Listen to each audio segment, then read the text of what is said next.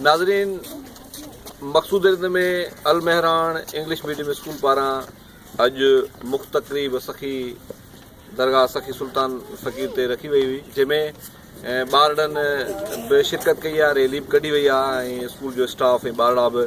सखी सुल्तान फ़क़ीर ते अची सिंध जे आजपे ऐं काविश ऐं KTN जे सरवाण अली काज़ी ऐं काविश सद जे लाइ दुआऊं बि घुरियूं अथनि। ऐं मक़सूद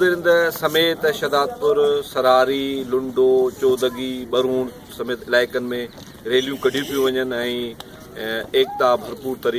तरीक़े सां मल्हाई वञे पई।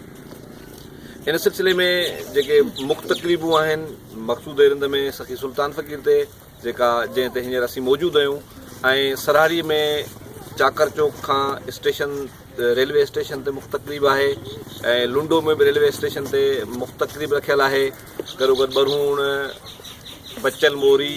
मारूफ़ डायरी समेत नंढनि वॾनि स्टाफनि ते तालके शहदादपुर जे सभिनी शहरनि में एकता भरपूर तरीक़े सां मल्हाई वञे पई। कैमरामैन अब्दुल हकीम मंगीअ सां गॾु शाद अली मंगी, KTN न्यूज़, मक़सूद रिंद, तालका शहदादपुर।